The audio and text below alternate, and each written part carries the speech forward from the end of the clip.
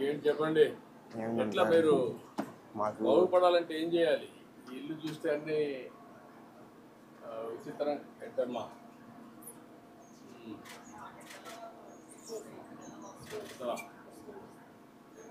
చాలా ఆప్యాయంగా తెచ్చావు. ఎందుకంటే ఆరోగ్యం బాగుంటుందా? అదే ఇంకొక స్పూన్ ఉందమ్మా. ఏయ్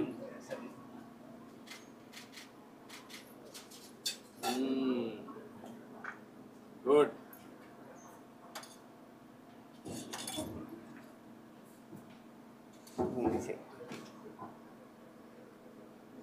ఇంకా చెప్పండి ఏంటి విశేషాలు? ఇంకా ఏముంది సార్, మాకు ఇల్లు లేదు సార్, అసలు ముగ్గురికి స్థలం లేదు, ఇల్లు లేదు, పని జరగట్లేదు. ఓకే పట్టు తీసుకో.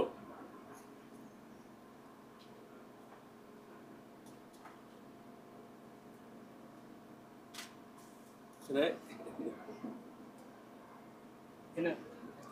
ఫోటో చూడు, అటు చూడు. చాలా తెలివైంది దానివి. 5% చాలా బాగా తయారవుతావు. ఏంటమ్మా ఇంకేంటి నువ్వు రా.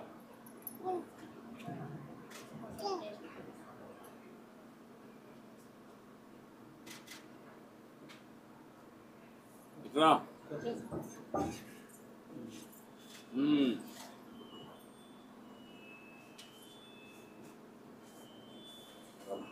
కూర్చో. ఇప్పుడు మీరు బాగుపడాలంటే ఏం చేయాలి? నేను ఎందుకంటే ఈ పేద కుటుంబాలన్నీ చూస్తున్నాను.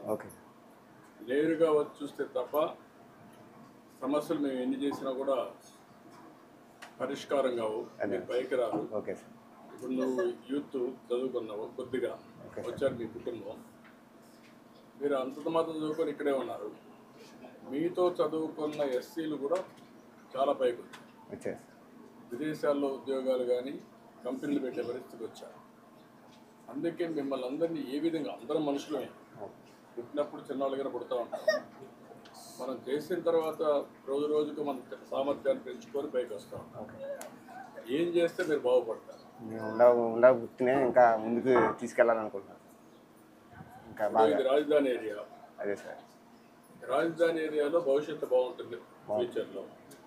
నువ్వు కానీ మెకానిక్, దాన్ని ఎట్లా మీరు పెంచుకుంటారు, ఏం చేస్తారు, మీ ఆదాయం ఎట్లా పెంచుకుంటారు? ఇప్పుడు అవి 2 బాత్రూమ్ల ఇంటికి చూసినప్పుడు బాగా వేస్తుంది. అంతా రేకులు ఇళ్ళు, మంచి ఎండ వస్తే వేడి కూడా అట్లే ఉంటుంది.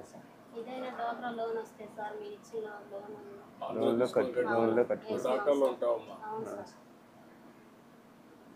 ఎన్ని చేసినా కూడా మీకు ఆ రోజుకి వచ్చే డబ్బులు కానీ కొంచెం పొదుపు కానీ అక్కడికక్కడే సరిపోతాం తప్ప జీవితాల్లో మార్పు రావడం.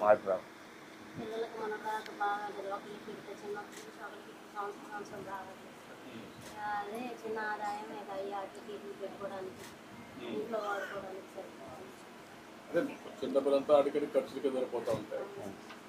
పిల్లలు కూడా అక్కడికక్కడికి చదివిస్తూ ఉంటారు. మళ్ళీ వాళ్ళు కూడా కొన్ని రోజులు పెళ్లి పేసి మళ్ళీ ఈ మారిగానే పనులు పెడతారు. ఈ మారిగానే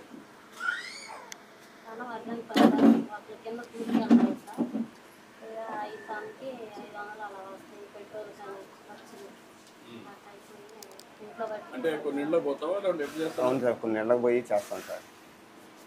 ఇళ్ళకి పోయి పని చేస్తాం. అందుకే ముగ్గురికి 3 ఇళ్ళు కట్టిస్తారు. పిల్లలు కూడా పైకి వస్తారు. పిల్లలు కూడా పైకి వస్తారు కాబట్టి ముగ్గురికి 3 ఇళ్ళు కట్టి అక్కడే ఇస్తారు. మీరు అక్కడికి వెళ్ళండి, 3 ఇళ్ళు కట్టిస్తాం. మీ ఇద్దరికి మెకానిక్ షాప్. అతను ఏం చేస్తారు? అతను సిమెంట్ పని చేస్తా ఉంటారు. చెవుడు కొంచెం కనపడదు. ఆయన ఎట్లా ఆదుకుంటాం? పింఛన్ పెట్టిద్దాం. పింఛన్ పెట్టారా? పెట్టి రాదా? పింఛన్ ఇచ్చేసి అతనికి పింఛన్ ఇచ్చేసి అతన్ని సెటిల్ చేయండి. చేయండి. ఈ పిల్లల ఆప్షన్లో ఏం చేయాలో మనం వచ్చాను. ఈ ఫోన్లో ఇప్పుడు కొత్తగా ఒకటి తీసుకొచ్చాను నేను, మార్గదర్శి బంగారు కుటుంబం. ఇప్పుడు నాకు వదిలిపెట్టండి, అన్నీ చేస్తాం. మీలాంటి పేదవాళ్ళందరూ పైకి రావాలి, అందుకే నేను ఇక్కడికి వచ్చాను. నాకు అర్థమైంది. నేను ఎక్కడికి పోయినా మీటింగ్కి వచ్చి వెళ్ళిపోవడం లేదు. మీ సమస్యలు అర్థం చేసుకొని మీ సమస్యల ద్వారా రాష్ట్రంలో అందరి సమస్యలు పరిష్కారం చేయాలని, అందులో పేదవాళ్ళని నిరుపేదల్ని పైకి తేవాలని. కాబట్టి అన్నీ చేస్తాం, ధైర్యంగా ఉండండి. ఏమ్మా ఏంటి ముగ్గురు పిల్లలు, అమ్మాయి అమ్మాయి ఏం చేస్తుంది? అల్లుడు కూడా పొలం పనేనా? ఎందుకు చదివించలే వాళ్ళ నువ్వు?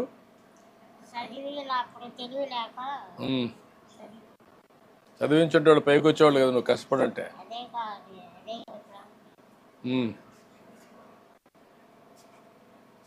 ఇప్పుడు నీ మనవరాలు బాగా చదువుకోవాలనుకుంటున్నావా?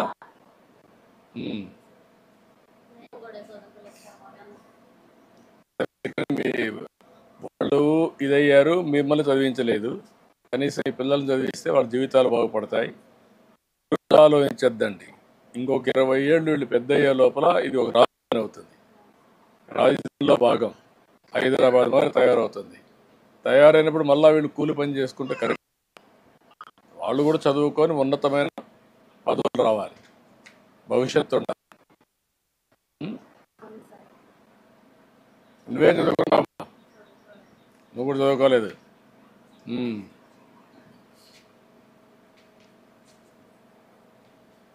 నువ్వు కూడా కూలి పనికి పోతావా? అదే పిల్లలు కాబట్టి ఇంటి దగ్గర ఉండాలి, పిల్లల్ని చూసుకొని ఎప్పుడు నా టైం ఉంటే పోతారు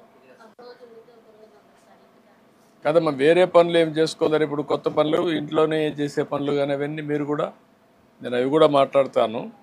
మీరు ఇంటి దగ్గరనే ఉండి కొంత ఆదాయం సంపాదించుకునే మార్గాలు అవి కూడా వర్కౌట్ చేద్దాం, పిల్లల్ని చదివించుకుంటూ. ఓకే పదంబా చూద్దాం. అర్జుడు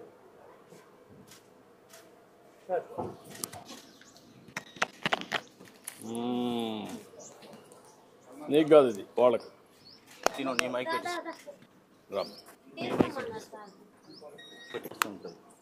రామ్మా.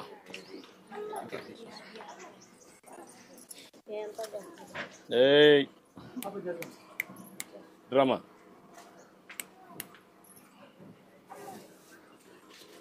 ఏయ్ ఇది ఎక్కువగా ఉంది, ఇది ఎక్కువగా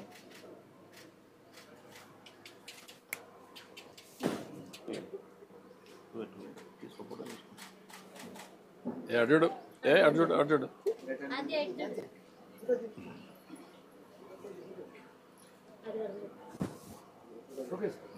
నిన్నే చూస్తా ఉంది, అలవాటు చేసేసావు.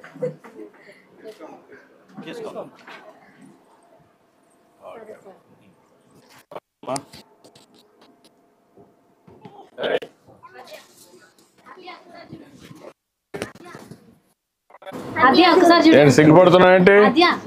ఏడకూడదు ఏడకూడదమ్మా, ఏడకూడదు. ఓకే అమ్మా, ఓకే.